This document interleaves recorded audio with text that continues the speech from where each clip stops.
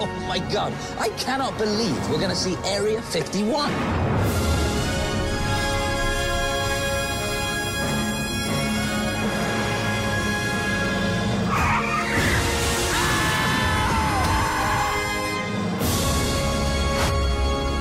Hi. I'm Paul. I really need your help. I don't know, we're on quite a tight schedule. I think the design of Paul, you know, our friend Greg Nicotero, who works for K&B Effects in America, he gave us a bust of an alien, of a classic grey alien, to take with us on our road trip. And that was kind of the starting point. And Simon and I were very keen that Paul was just a generic alien like you've seen a million times on film.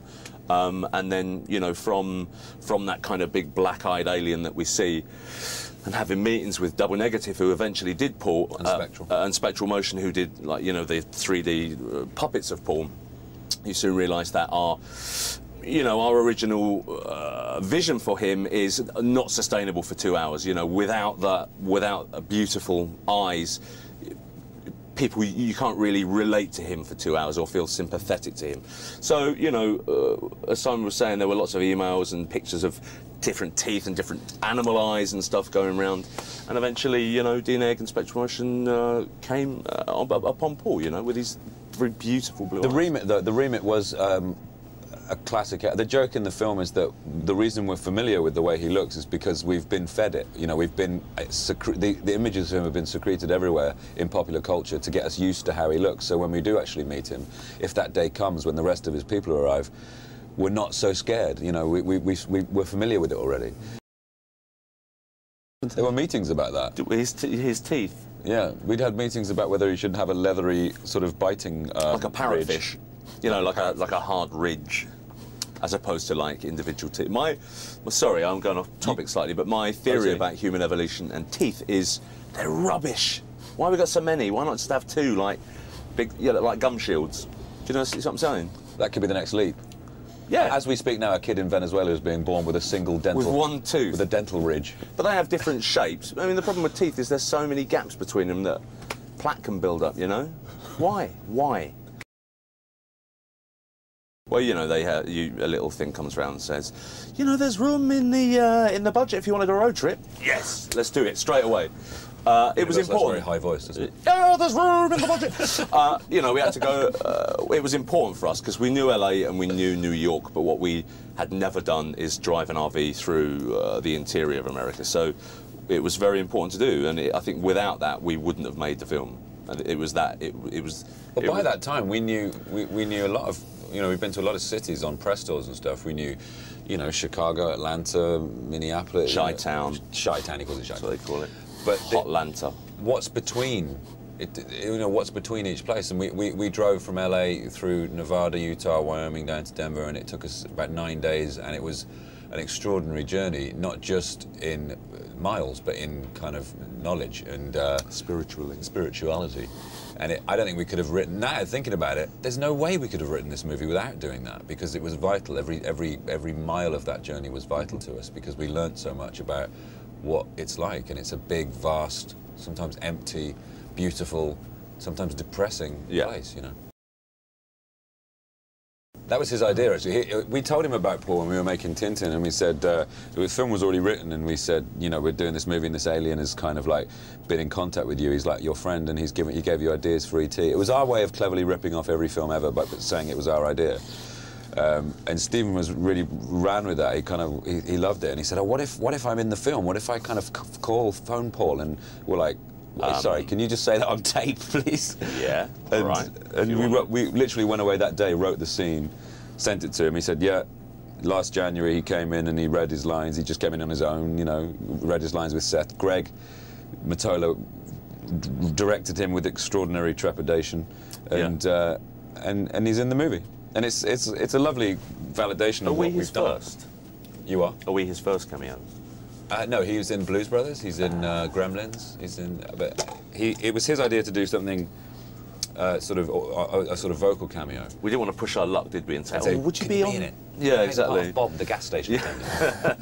What's the matter, Clive? There is an alien in the kitchenette making bagels and coffee. Did you want tea? No, I don't want tea. Ooh, Marmite. What if we wake up and find him inserting a probe into our anus? They don't do that. Anyone want one of these? Huh? Eh?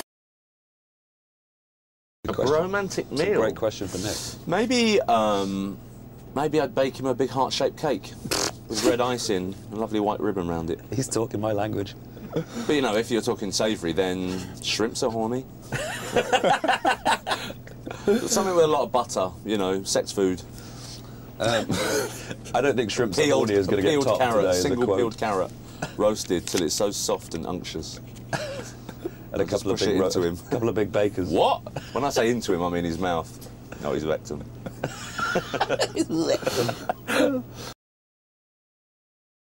Every day was a... I think we're very lucky, and we never take for granted what we do. And to write a script and then to get it out there and to have everyone you wanted to do it is a treat, essentially, you know. And Simon, help me. Yeah. Well, you know, I mean, Nick put it nicely the other day. He said, you know, you'd wake up in the morning excited about going to work because you get to hang out with people that enriched your life and made you laugh. And I've never been on a film where people stayed on set so much. You know, usually you finish a shot.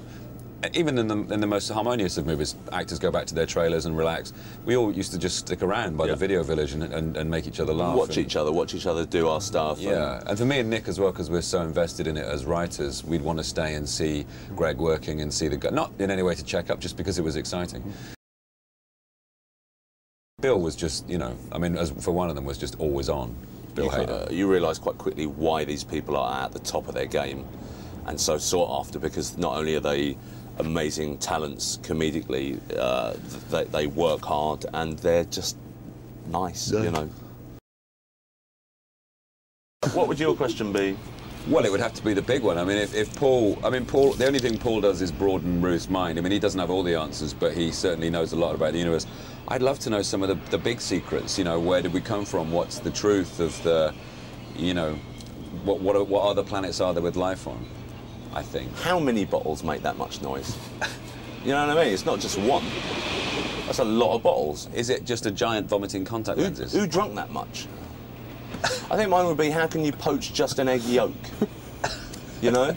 I've always thought about a poached yolk. Not a poached egg, just the yolk.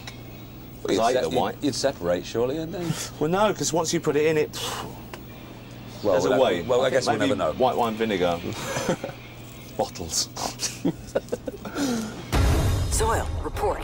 I'm closing in. I can feel it. In 24 hours, he's going to wish he never set foot on planet Earth. I want that little green prick dead ASAP. The individual that you're traveling with is highly dangerous. It's not dangerous. He's kind of rude. Oh, what? This is small on my planet. Why are we holding hands? So we look like a family. Hey, we're just a couple of regular guys walking down the street with a small cowboy. We got company. Give me the alien! Get your own alien! I can honestly say, this is the most fun I have ever had. Paul